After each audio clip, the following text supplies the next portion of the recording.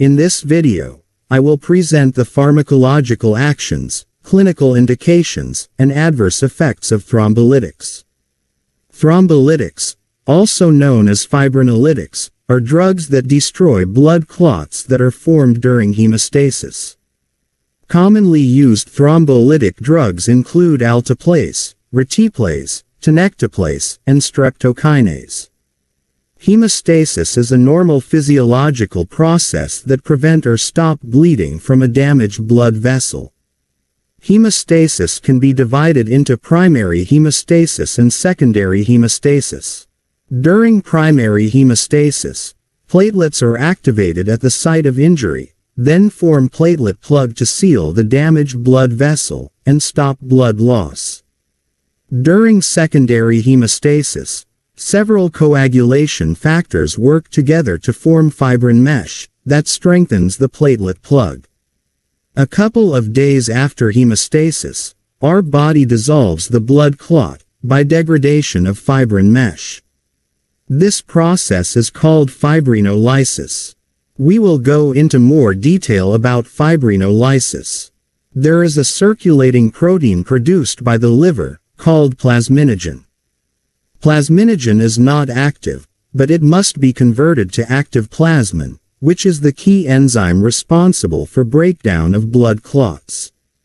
What plasmin does is, it cuts fibrin into smaller degradation products. When fibrin mesh is broken down, trapped red blood cells and platelets float away, and the clot resolves. Conversion of plasminogen to active plasmin requires another important enzyme. This particular enzyme, that activate plasminogen, is called tissue plasminogen activator, or TPA. Thrombolytic drugs have action similar to TPA. These drugs activate plasminogen to plasmin, and thus rapidly dissolve blood clots. Some thrombolytics, like alteplase, reteplase, and tenecteplase, act like TPA. They bind directly to fibrin proteins on the clot. They bind to nearby fibrin-bound plasminogen, convert it to plasmin, which then cuts up the fibrin mesh. In contrast, streptokinase is not clot-specific. It can bind to either circulating or fibrin-bound plasminogen. This creates a plasminogen-streptokinase complex that activate other plasminogen to plasmin, which then degrades the fibrin mesh. In short, thrombolytic drugs rapidly activate fibrinolytic process and destroy blood clots. This is particularly useful in some situations where blood clots cause serious problems. For example, blood clot may block a coronary artery and cause a heart attack, or they travel to the brain and cause a stroke. In these instances, thrombolytics can be used to break up blood clot and restore blood flow. Thrombolytics are used for the short-term emergency management of pathological thrombosis. They are used to break up clots during ST segment elevation myocardial infarctions, acute ischemic stroke, peripheral artery occlusions, deep vein thrombosis, and pulmonary embolism. Thrombolytics should be used as early as possible. If a person has myocardial infarction due to a blood clot in a coronary artery, thrombolytics should be given within 12 hours from symptom onset. In ischemic stroke, these drugs should be given within 3 to 4.5 hours from symptom onset. This is because after a certain number of hours, the tissue dies from the lack of oxygen, so reperfusion does not help the necrotic tissue. For stroke, it is important to first rule out hemorrhagic strokes with a CT, as thrombolytics will make hemorrhagic stroke worse.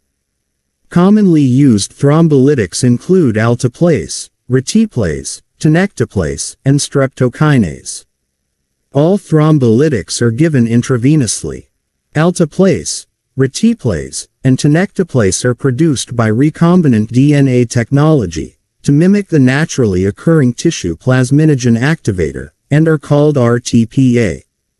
Another thrombolytic, streptokinase, is derived from beta-hemolytic streptococcus.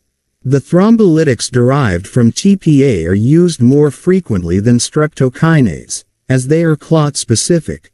They will not cause fibrinolysis and unnecessary bleeding outside of the area of the clot, unlike streptokinase. Of these medications, tenecteplase has the highest affinity for fibrin, and has a longer half-life. The most important adverse events related to thrombolytic therapy are bleeding complications. Both the recombinant forms of TPA and streptokinase can cause unnecessary bleeding. The most devastating complication is intracranial hemorrhage, that can occur in 0.2 to 1% of patients treated with thrombolytic therapy. Bleeding complications from thrombolytic therapy can be managed by administration of aminocaproic acid and tranexamic acid. Aminocaproic acid blocks the activity of plasminogen activators, whereas tranexamic acid binds to plasminogen and prevents activation to plasmin. Another notable side effect is related to streptokinase, which is derived from bacteria. This drug is immunogenic, and can cause severe hypersensitivity reactions like anaphylaxis.